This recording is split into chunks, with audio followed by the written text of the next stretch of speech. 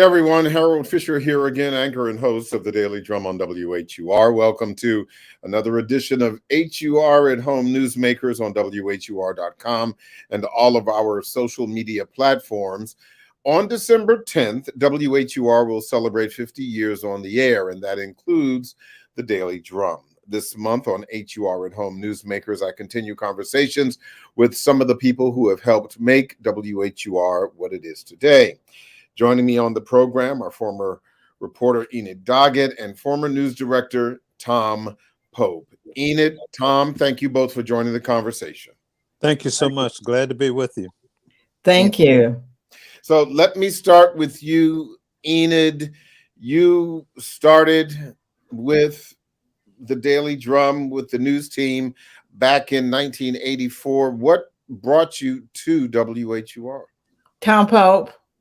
Yeah. I got Tom Pope and Bill Christian. They interviewed me, and I have to say that Tom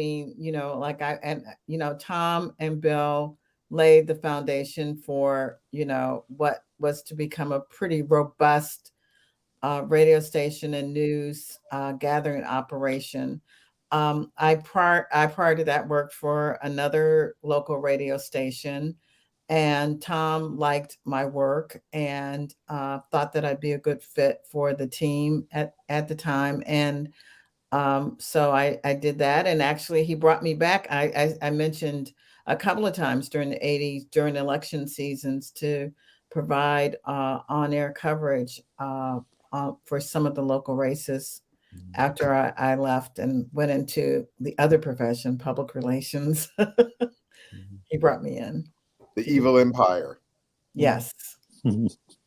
What was it like for you back then covering politics? What were some of your favorite stories, your favorite political personalities to cover? Well, I had the opportunity to meet, a lot of I was originally stationed on Capitol Hill. And I have to tell you, Harold, my fondest memory was parking. I had a Volkswagen Beetle that just did not my first necessarily car agree with anything. And that was when you could park anywhere on Capitol Hill.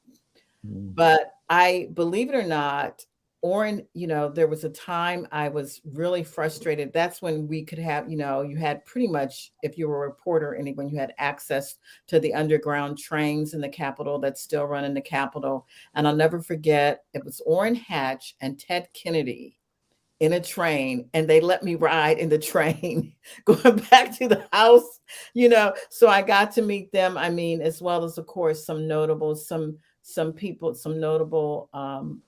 African-American politicians, Mervyn Dimely, McKeely, and a number of other politicals who were just getting started in their careers on Capitol Hill. So it was really quite a time to get to know people.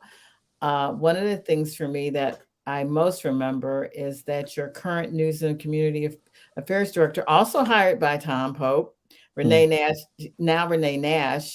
was then an intern. And I said, boy, when I look at her now and I think about her children being grown, I said, wait a minute, it's been quite a while.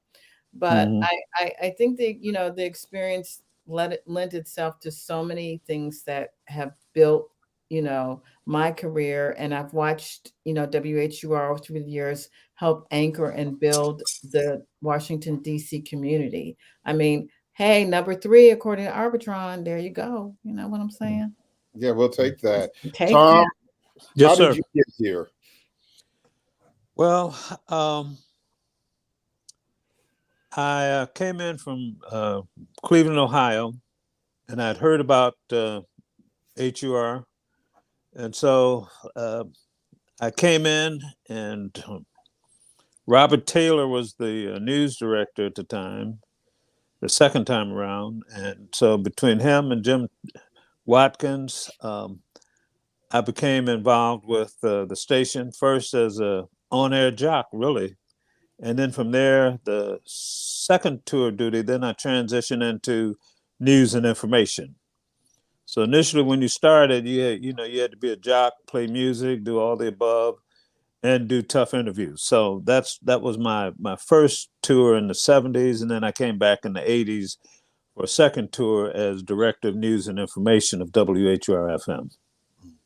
What was that like coming back in, now being the boss and directing news coverage, at that time of and I remember being there in the late 80s, Mm-hmm.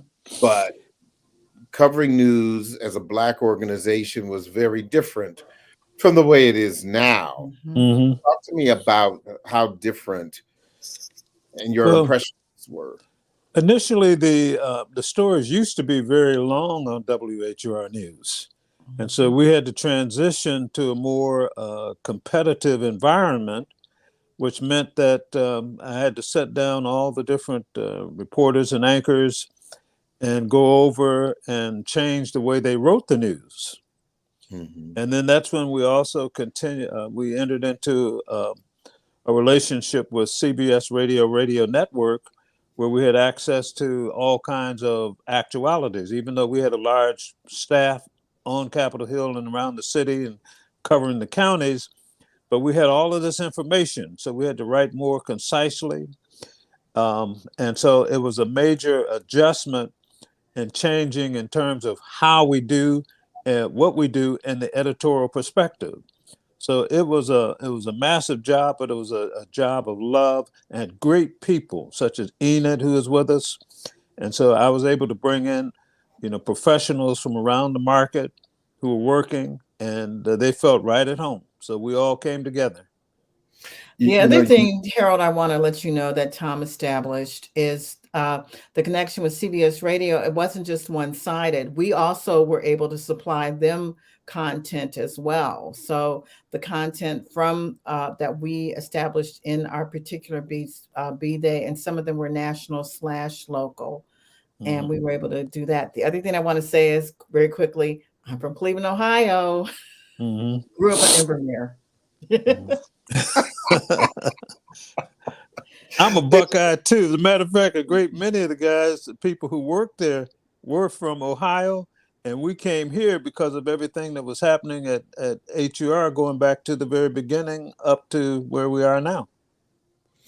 It's funny you talk about the format, because I do remember when I started covering Prince George's County, and then eventually Prince George's and Montgomery County, and talking to Lisa Bass, who was the editor on the desk at the time, and Bill Christian was the news director. And you talk about the longer format, and I could remember talking to Lisa on the telephone because I had a pocket full of quarters. And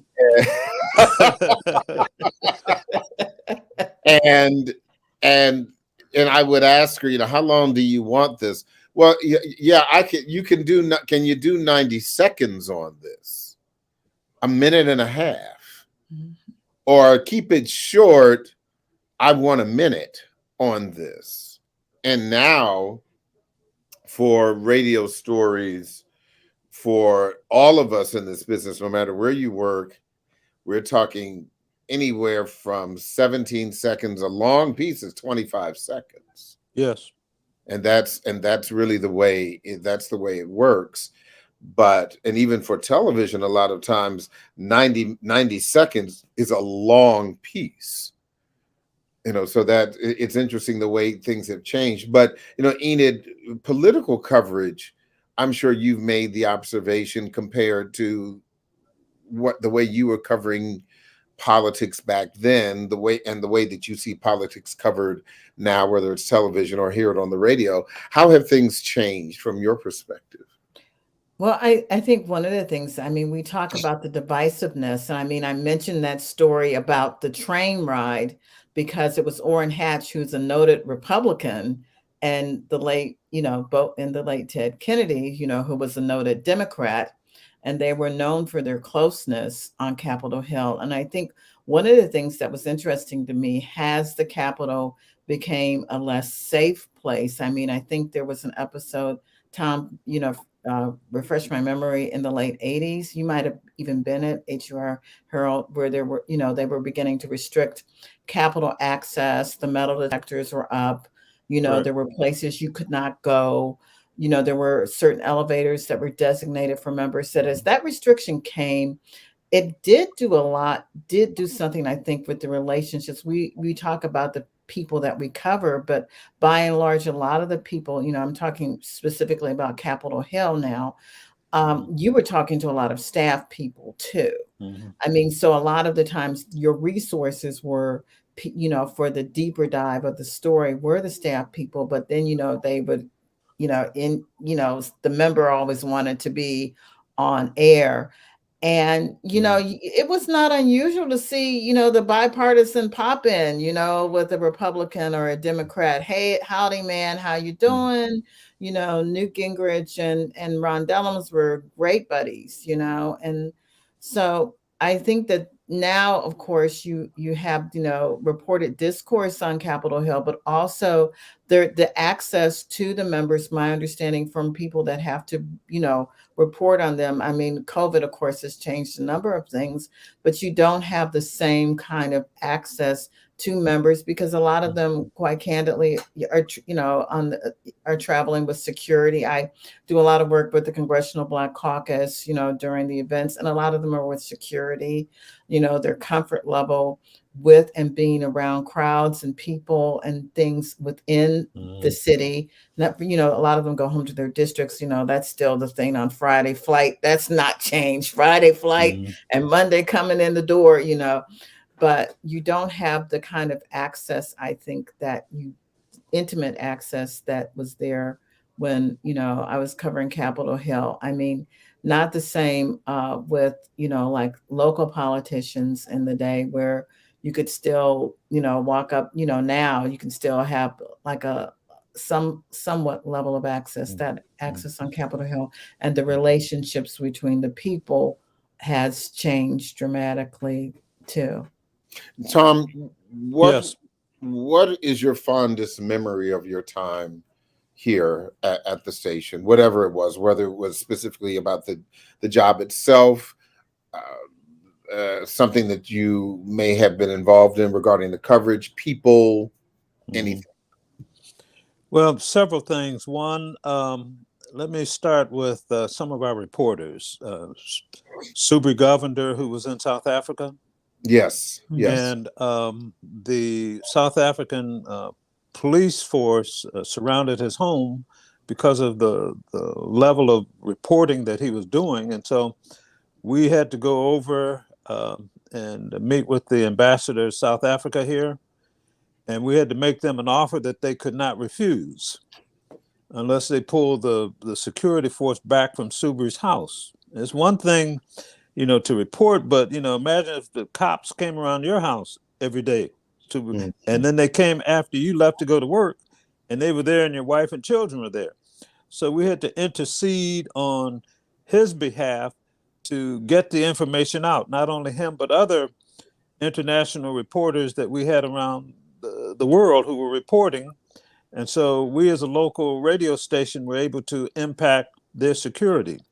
Some of the other things that stand out, I remember one of the person whom I hired, at the time she was Renee Tinsley, but she was Renee Nash, to bring her in. And I'm so proud of her career, how she's blossomed as a reporter and journalist in terms of HUR News. So when I look at all the people, Patrick Ellis, Robert Taylor, you name it, all the people that I've had the pleasure of serving with day in and day out, it's been a marvelous experience in terms of how much they poured into my life. And lastly, Harold, there was a time when we used to play softball with Republicans and Democrats on the Hill. And we'd go to dinner afterwards. And even though people philosophically were different places, it was more civil. Now it's not civil as it used to be. And so that's one of the biggest changes that I've seen in terms of how people interact with one another. And I do want to have a memory, Harold, that I do want to share. And just because, all right, coming in, long day on Capitol Hill, and Tom says, you've got to do the news during the quiet storm. I never do newscasts before. I was panicking. I panicked all the way up to the newscast. Let me just say this. And Melvin Lindsay played Black Butterfly. He said, okay, you're going to Oh, yeah. Denise Williams. And he played Black Butterfly. He said, you're going to be okay. He said, keep going. And I made it through that first newscast and it was fine. And then Tom, I knew I did okay because Tom asked me to do it again. Yep. Because I'd have told her, a few more nights, you're doing okay there. You just come on in the station and give it your best. But it was great. Like you talk about the personalities or like Glenn Harris and, Glenn Harris had a nickname for me, guys. Commander Salamander. He's a true Pisces. I said, look, I get the job done, okay? He didn't care. He said, here she comes, folks. He was, oh man, he let it live, but there were so many people, Kojo, we mentioned Kojo Nnamdi and a few other people that are notables still in the Washington, D.C. market. But I think that it was just such a collegial atmosphere there. And I mean, you always felt supported with whatever your product was going to be. And that was one of the things. But you got to know the folks with the station too, like we were, just everybody was like everything. So it really was. I mean, it's one of the reasons why, for me, those relationships have stuck so long, in the media space in particular. Yes, you still call me. Yeah.